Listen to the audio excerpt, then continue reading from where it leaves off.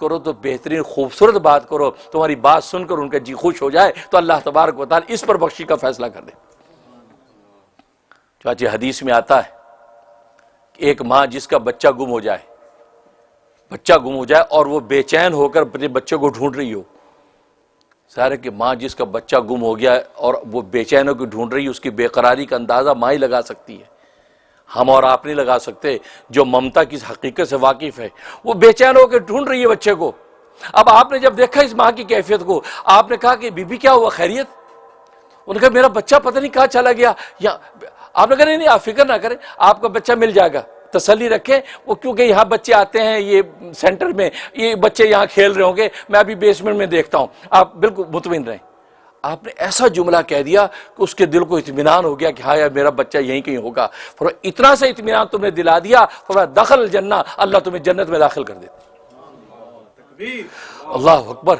यानी आपके इस एक कलमे ने उस माँ को करार दे दिया। भले बाद में बच्चा आपको मिला नहीं मिला, लेकिन ये करार जो आपने दे दिया, वो जो कौल आपने कह दिया, फरमाया अल्लाह तबारक व तआला इस बुनियाद पर आपके लिए जन्नत का फैसला कर देते।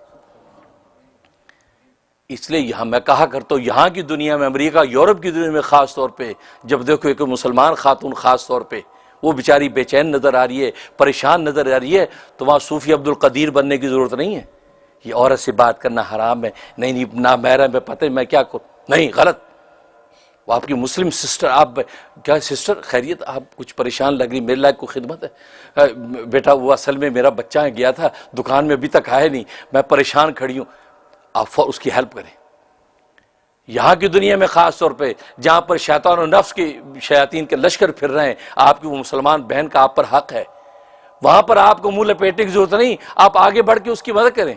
मैं हेल्प यू, आपको परेशान है, हाल हुलिये से अगर पता लग रहा मुसलमान बहन है तो आप ये इसलिए कि ये मुकद्दम है कि उस ईजा को तकलीफ से बचाएं। अब पता नहीं किस तकलीफ में है, आप फौरन जाएं, फौरन जाए उससे पूछें खैरियत है बीबी, आप परेशान है, कुछ जरूरत है, कुछ चाहिए?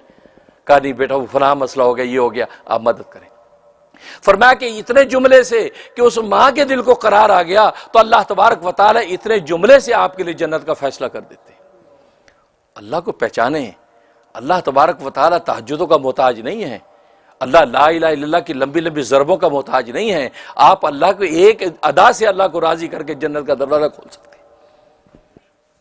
इसलिए हदीस में आता है किसी नेकी को कभी छोटा ना समझो और किसी गुनाह को भी कभी छोटा ना समझो। इसलिए कोई छोटी नेकी जिसको मामूली समझ के तुम छोड़ रहे हो वो सकता अल्लाह ने अपनी रजा उसी में बंद कर रखी हो, इसलिए तुम उसको अडॉप्ट कर लो, उसको कर लोगे, अल्लाह की रजा उसी में थी, अल्लाह उस रजा की वजह से तुम्हारे लिए जन्नत का फैसला कर रहे हैं।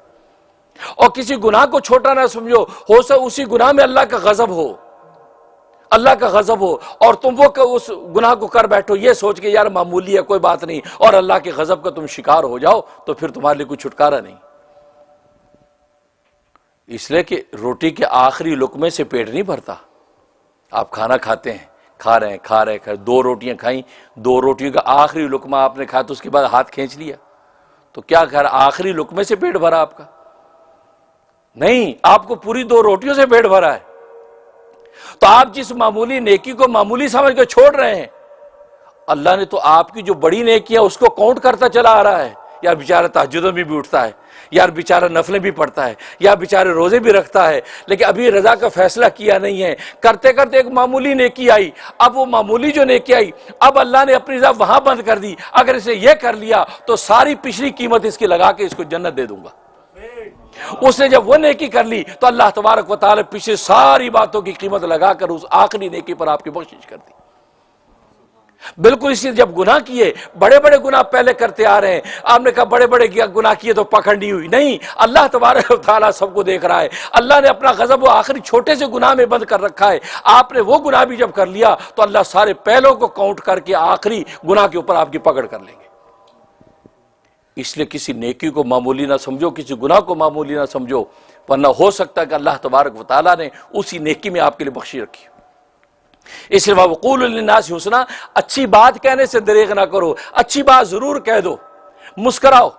इसलिए हदीस में आता है, बाद सहाबा ने कहा या रसूलुल्लाह सल्लल्लाहु अलैहि वसल्लम, हम तो मालदार नहीं हैं, आपने सदक़े की फजीलत बताई है, मालदार तो सदक़े फजीलत हासिल कर सकते हैं, हम तो बेमाल हैं, हम तो गरीब मुफलिस हैं, हम ये फजीलत हासिल नहीं कर सकते, क्या करें?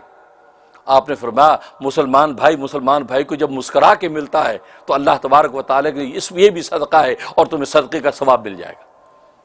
इसलिए कि गरीब का मुस्कराना तो उस पर खर्च कुछ नहीं होता। आप मुस्करा के मुसाफा करें और पुरतपाक मुसाफा करें मुस्करा के मुसलमान भाई को, फरमाया इस मुस्कराने पर आपको सदक़े का सवाब मिल गया।